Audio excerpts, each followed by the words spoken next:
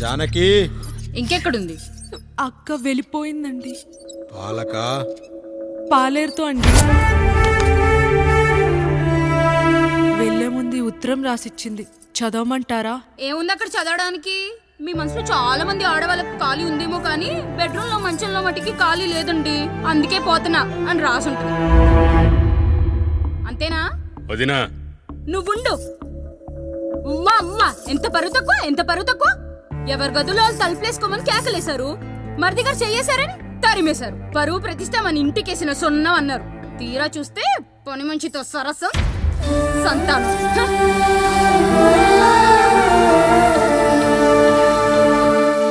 పని చేయించుకొని డబ్బులు ఇవ్వాలి గాని బిడ్డల్నిస్తారని నేనెక్కడా వినలేదమ్మా ఈ చోద్యం. ఇంక మీరు ఆపుతారా? మీరేంట్రా ఏం మాట్లాడరు? ఏం మాట్లాడాలమ్మా? తమ్ముడు తప్పు చేశాడని పట్టుకుని కొట్టారు. అదే తప్పు ఆయన గారు చేస్తే మాత్రం ఆయన ఒక్క మాట కూడా అనకూడదా? అంటే అమ్మా, రేపెప్పుడైనా మాకు కూడా ఇంకో ఫ్యామిలీ పెట్టుకోవాలని కోరిక కలిగినప్పుడు అప్పుడు నువ్వు చేసిన పనే మేము చేసావు నాన్న అని చెప్పటానికైనా ఇప్పుడు మాట్లాడాలి కదమ్మా. కావాలనుకున్నప్పుడల్లా అమ్మని తెచ్చుకున్న ఆయనకి తమ్ముడికో ఆడతోడు కావాలని తెలీదా? రోజు బట్టలపి స్నానం చేస్తాడు కదా. తమ్ముడు బాగా ఎదిగాడని అర్థం కాలేదా? పని మనిషితో ఆయన చేస్తే శృంగారం, ఆవిడ కూతురుతో నేను చేస్తే వ్యభిచారమా?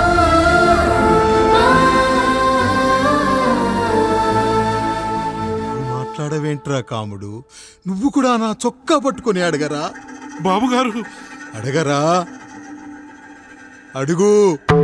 నా భార్యకు పుట్టిన బిడ్డ నీ పోలికలతో పుట్టాడు, ఏం చేసావని అడగరా? బాబుగారు అడుగు. ఏమడగమంటారు బాబుగారు? నాకు మీ తమ్ముళ్ళకున్నంత జ్ఞానం లేదు. మా ఇంట్లో ఉండేది నలుగురు, కానీ బాత్రూంలో ఉండేది సబ్బు బిళ్ళ ఒక్కటే. నేను స్నానం చేసిన తర్వాత నా భార్య కూడా ఆ సబ్బుతోనే స్నానం చేస్తుంది. నా భార్య ముట్టుకుందని సబ్బు బిళ్ళ మీద కోపడతామా? ఆ బిళ్ళ కరిగే వరకు, మా మురికి వదిలే వరకు మీరేనయ్యా మా సబ్బు బిళ్ళ. మీ గేదెల్ని కడిగితే తప్పులేని నా పిల్లాని చేతులు మిమ్మల్ని ముట్టుకుంటే మాత్రం తప్పుంటున్నారే. వీళ్ళ ఉద్దేశంలో మీరు పశువు కంటే హీనమనా? ఏమిటి అండి ఆయన? నా వరకు ఆ బిడ్డ నా దేవుడిచ్చిన ప్రసాదం. అది పూజారి ఇచ్చాడా ఇంకోటి ఇచ్చాడా నాకు అనవసరం. అయినా పూజారి పొంగలి పెట్టకపోతే దేవుడి మీద కోపం ఎందుకయ్యా? ఏమో, మా కోసం చెమట చిందించి పనిచేసే ఈ కాముడికి నేను చెమటోడ్చి ఒక బిడ్డను ప్రసాదిద్దామని మీరు అనుకున్నారేమో. ఇందులో కూడా నా మంచే కదయ్యా మీరు ఆశించారు. కానీ వీళ్ళు మీ ఔన్నత్యాన్ని ఎప్పటికీ అర్థం చేసుకోలేరయ్యా, అర్థం చేసుకోలేరు. అయ్యా, ఈరోజు మీ పెళ్ళాం పాలేరుతో వెళ్ళిపోయి ఉండొచ్చు, మీ బిడ్డలు ఈరోజు మిమ్మల్ని తిట్టచ్చు, కానీ ఈ కాముడు మిమ్మల్ని ఎప్పుడూ వదిలిపోయాడు. మీ చావును ఈ కళ్ళతో చూసే వరకు మిమ్మల్ని వదిలిపోడయ్యా, వదిలిపో. మీరే మా దేవుడు, మీరే మీరే మీరే మా దేవుడు, మీరే మా దేవుడు, మీరే మా దేవుడు.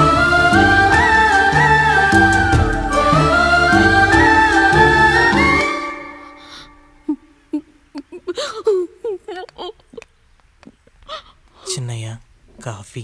చిన్నయ్య కాదు, చిన్నోడు. నేను మీ అక్క కొడుకును. నువ్వెందుకు ఏడుస్తున్నావమ్మా? చిన్నోడా, పెద్దయ్య గురించి అలా మాట్లాడకయ్యా. పెద్ద మనిషి, డబ్బుంటే గుడి కట్టాలి, బడి కట్టాలి. వెళ్ళిన చోటల్లా కనిపించిన దానికల్లా బిడ్డలు నెచ్చుకుంటూ పోరు. ప్రతి ఊళ్ళో చెట్లు నాటించడానికి వాడేమన్నా ఆశో కూడా.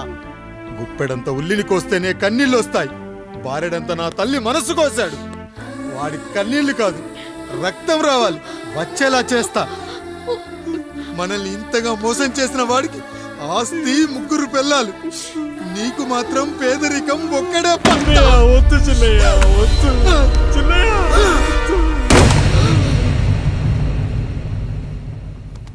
సరిగరి సరిగరి సరిగరి సరిగరి మమదప మమదప పనినిస పనినిస సరిగరి సరిగరి సరిగరి సరిగరి మమదప మమదప పనినిస పనినిస.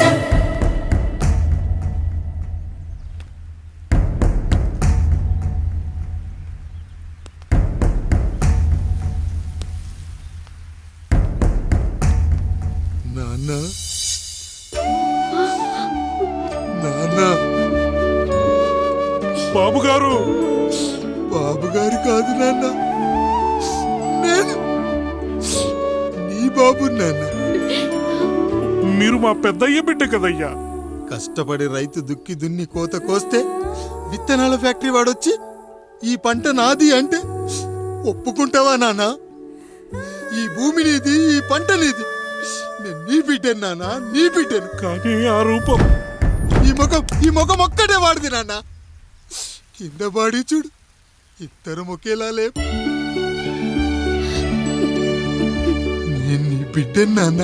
బాబు, నాన్న, బాబు, నాన్న, ఒక్కసారి నన్ను ఎత్తుకో నాన్న.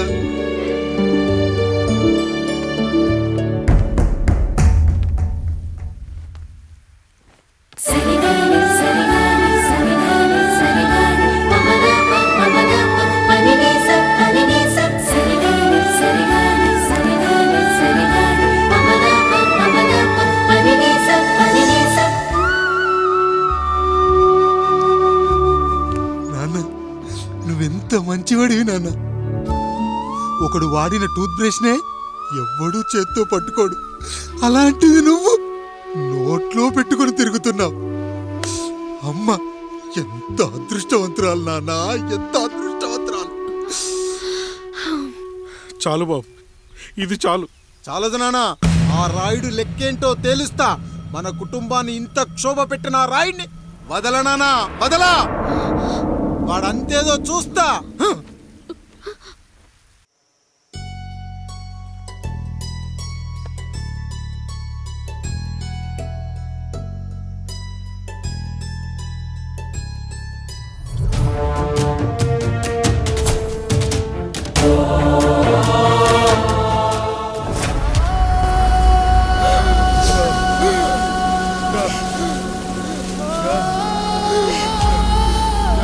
అయ్యా చూడండి అయ్యా, వీళ్ళని చూసాకైనా మీ మనసు కరెక్ట్ లేదా?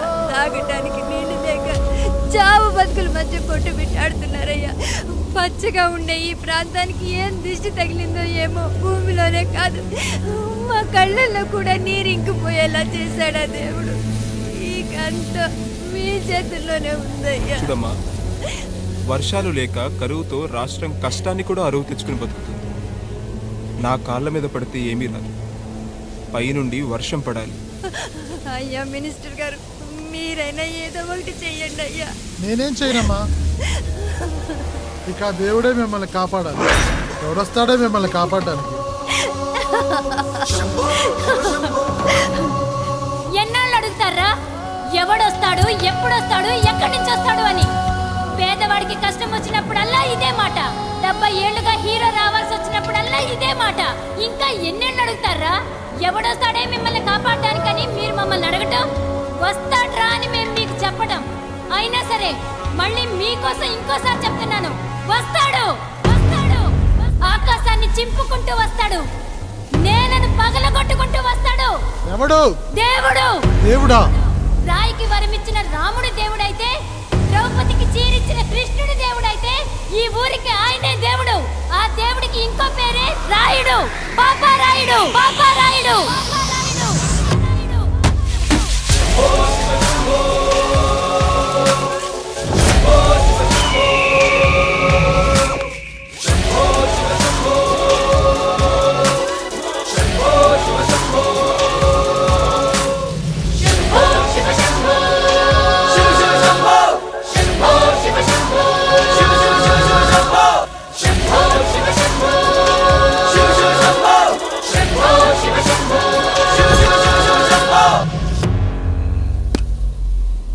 ఏంటి సమస్య?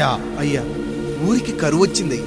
అదిగో ఆ నలుగురు దాహంతో చనిపోతున్నారయ్యా.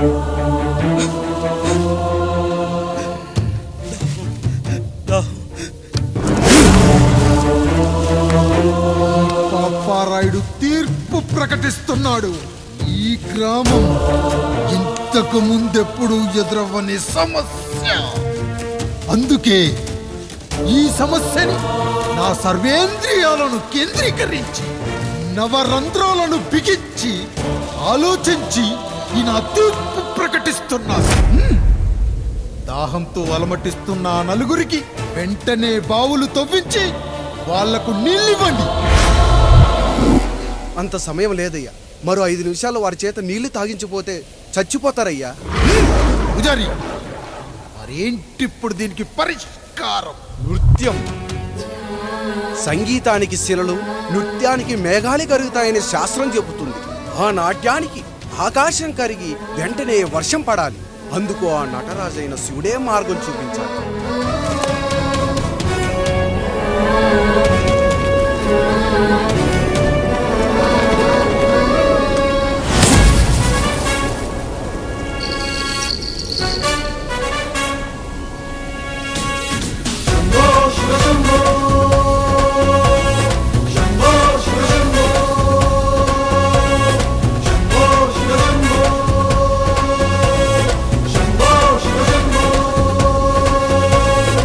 ఆకాశంలో మేఘాలన్నీ ఆవేశంతో ఏకం కాని ఊపిరి శబ్దం ఎదలో శంఖం పూరించే వేళ, నెట్టూర్పుల్లో నిర్వేదాన్ని పడగాలుల్లో సందేశాన్ని పడగళ్ళయ్యే ఆహ్వానాన్ని పంపించే వేళ, పాదమే ఆడే నాదం ఢమరుకమే కాదా, ప్రాణమే చేసే గానం గంగకు గుడి కాదా, గొంతులో దాహం దేహం దహించే వేళ, నటరాజుగా రాజుని నేరుగా చూసిన నింగిక నేలకు నది కాదా.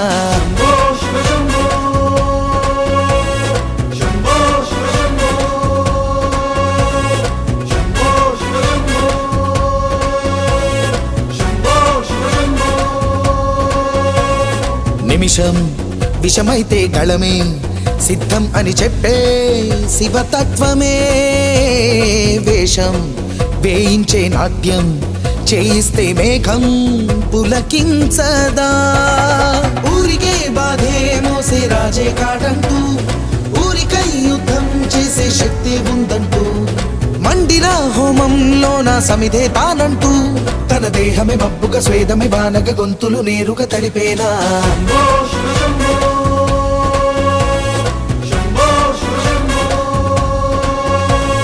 బాధలు మండే గుండెకు నేనున్నానంటూ, గొంతులో గరళం నేనే మోస్తాలే అంటూ, అమృతం పంచే తీరు చూస్తూ ఊరంతా తన మాటని గీతగా చేతని లీలగా దేవుని తీరుగా కొలిచేలా.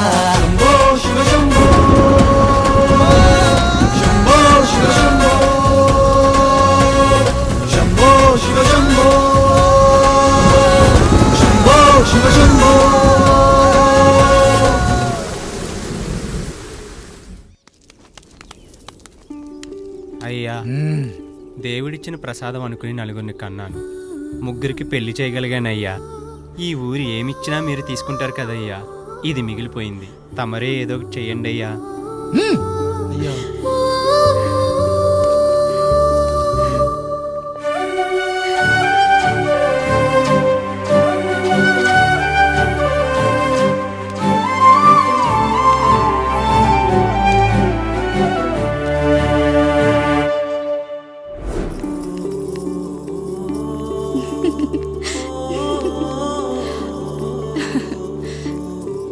ఈ ఇల్లు, ఆస్తి, ఇంత గొప్ప భర్త, పిల్లలు, చాలా ఆనందంగా ఉందండి. కానీ నాకు ఒకటే లోటు, మన తర్వాత మన పిల్లల్ని చూసుకోవడానికి వీళ్ళకొక అన్నయ్య కావాలండి.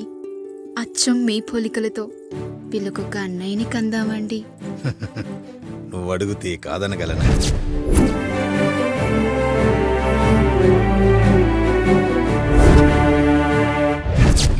నానా, రాయుడెక్కడా? ఇప్పుడే వస్తున్నాను నాన్న.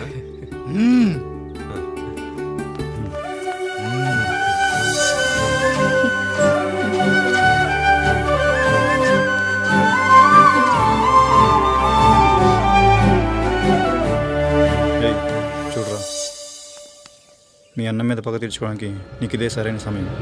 పర్లేదంటావా? ఏం పర్వాలేదు. అయ్యా, ఎరా రంగా, ఏం కావాలో అడగరా. నీకంటూ ఏమి ఇవ్వలేదు, నువ్వు ఏమి అడగలేదు, చెప్పరా. మా అన్నకు నాకు పడట్లేదయ్యా. తోడ పుట్టినవాడని చాలా సహించాను, అడ్డమైన దానాలు చేసి ఆస్తి మొత్తం పోగొట్టాడు. ఇప్పుడేం కావాలరా? కొద్దిగా ఈ కత్తి తీసుకొని వాడిని చంపి పెట్టండి అయ్యా.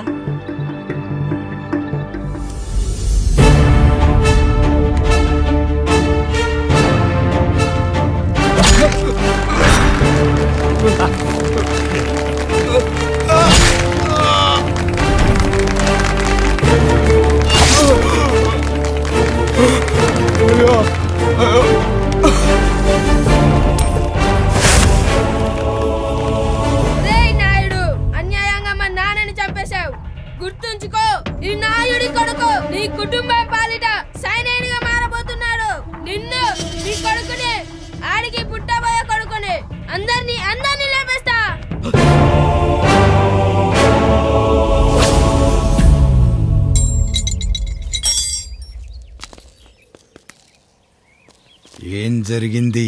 మీరు హత్య చేసినట్టు ఇప్పుడే సమాచారం అందింది.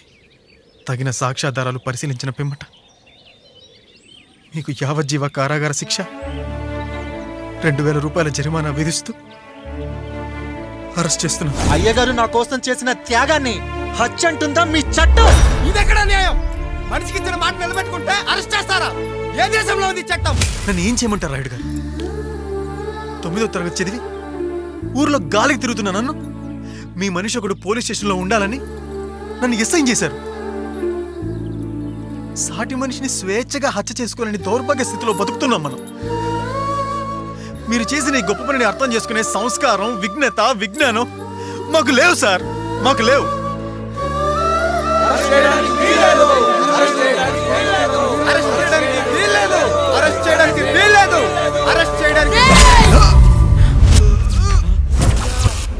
నాయుడు గారు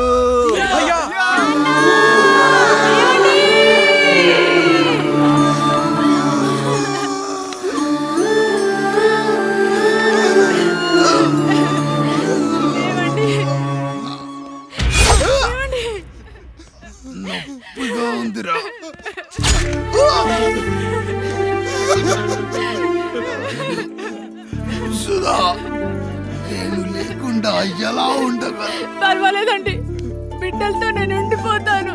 అయ్యో, ఈ పాడు సమాజం నిన్ను మనశ్శాంతిగా బతకనివ్వదు. ఇంతమంది పిల్లల్ని చూసుకుంటూ భర్త లేకుండా ఎలా బతకగలం?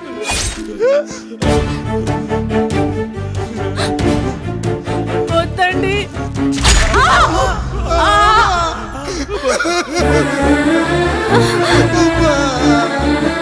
రాయుడు, బిడ్డలు జాగ్రత్త. ఈ రోజు నుంచి వీళ్ళంతా నీ తమ్ముళ్ళు చెల్లెళ్ళు కాదు, నీ బిడ్డలు.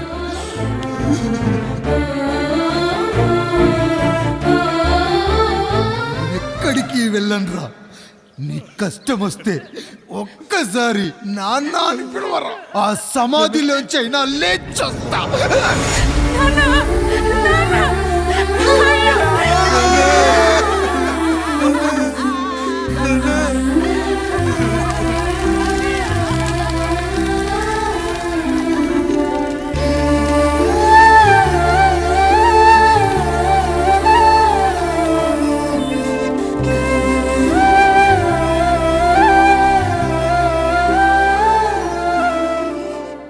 ఇందు మూలంగా 50 మందికి తెలియజేయనిదేమనగా, ఊరికి కొత్తగా వచ్చిన యాండ్రాయిడ్ తన తండ్రి పెదరాయుడు అని ఆస్తిలో వాటా పంచమని రచ్చబండిని ఆశ్రయించడం వలన గ్రామ పెద్దలందరూ రేపు 11 గంటలకు రాయుడు గారి ఇంటికి రావాల్సిందిగా కోరుతున్నాము.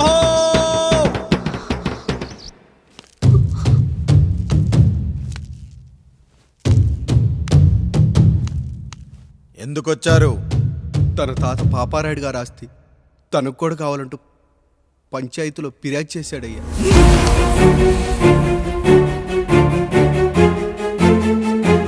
మస్తా గారు, ఆ దస్తావేజులు ఇవ్వండి. అయ్యా, మరి మా సంగతి ఏంటి? అడగరేంటి? అవునన్నయ్యా, ఈరోజు మీ పన్మేష్ కొడుకొచ్చాడు, రేపు ఆ పాల్దం కూతురు వస్తుంది. ఇలా వచ్చినోళ్ళంతా మీ సంతానమే అని తెలిసాక అదిగో ఆ కాముడు చెప్పినట్టు మా ఆయన వాటా కిందో బాత్రూము, నాకో సబ్బు బిల్ల, నా పుట్టబోయే బిడ్డకో బొట్టు బిల్ల, ఇదే మిగులుతుంది. అయినా ఊరి జనాభా కన్నా అన్నయ్య పిల్లల సంఖ్య ఎక్కువైపోతుంది. వాళ్ళందరూ ఇంటి మీదకి వచ్చే లోపు మా ఆస్తి మాకు ఇచ్చేస్తే మా బతుకులు మేము బతికేస్తాంగా. అవునన్నయ్య, మా ఆస్తి మాకు కావాలంతే. ఎవరిని పట్టుకుని ఏం మాట్లాడుతున్నారయ్యా? ఉన్నప్పటి నుంచి ఆయన మిమ్మల్ని సాగుతూ ఉన్నారు. ఈరోజు పెరిగి పండయ్యాక మా దారి మేము చూసుకుంటా అనడం న్యాయం కాదయ్యా, న్యాయం కాదు. ఏ ఆయన నీకో కొడుకునిచ్చాడా? వాడి పేరేంటి? ఐఫోనా? ఎరా, ఆస్తి కావాలా? 4 బ్రష్లతో తోముకుంటే ఎక్కడ విడిపోతామో అని నా బ్రష్, టూత్ పేస్ట్ నీకు త్యాగం చేసినప్పుడు అప్పుడు అడగాల్సిందిరా, అన్నయ్య ఆస్తి కావాలి అని. ఎరా, నేను వాడిపారేసిన లంగోటాలు మార్చి మార్చి చొక్కాలు చేతిగుడ్డలుగా వాడారే, అప్పుడు అడగాల్సిందిరా, అన్నయ్య ఆస్తి పంచు అని. నువ్వు 6 నెలల పసికందుగా ఉన్నప్పుడు పాల కోసం ఏడుస్తుంటే నిన్ను తీసుకెళ్లి పశువుల దొడ్లో కట్టేశానే, అప్పుడు అడగాల్సిందిరా అన్నయ్య నాకు ఆస్తి కావాలి అని. ఏయ్! మా తండ్రి గారు పాపారాయుడు పోలికలు నాకు, నా పోలికలు ఆండ్రాయిడ్కి. అసలు మా కుటుంబంలో ఏ పోలికలు లేని మీకు ఎందుకు ఇవ్వాలరా ఆస్తి? ఆస్తి లేదు, గీస్తి లేదు. Get out, get out, get out, get out, get out, get out అని నేను అనొచ్చు, కానీ అనగలనట్రా? అనలేను. ఎందుకంటే మీరంతా నా తమ్ముళ్ళు, నా చెల్లెళ్ళు. రక్తం తాగిన దోమ కూడా వెళ్ళేటప్పుడు కృతజ్ఞతగా ఏ మలేరియానో టైఫాయిడో వదిలి వెళ్తుంది. కానీ రక్తం పంచుకొని పుట్టిన మీరు ఈ అన్నయ్య కోసం ఆస్తి కూడా వదల్లేకపోతున్నారు కదరా. గుమస్తా గారు, నా యావదాస్తి నా తమ్ముళ్లకు, చెల్లెళ్లకు వాళ్ళ పేర్ల మీద రాయండి. నాకు చిల్లి గవ్వ కూడా అక్కర్లేదు. ఇక ఈ ఇంటికి నాకు ఎటువంటి సంబంధం లేదు. లక్ష్మి, సావిత్రి, మీ చీరలు విప్పేయండి. ఇక్కడికి వచ్చేటప్పుడు ఏ చీరలు కట్టుకున్నారో వెళ్ళేటప్పుడు కూడా అదే చీరలు కట్టుకోండి. వెళ్ళిపోదాం. దస్తావేజులు తీసుకురండి.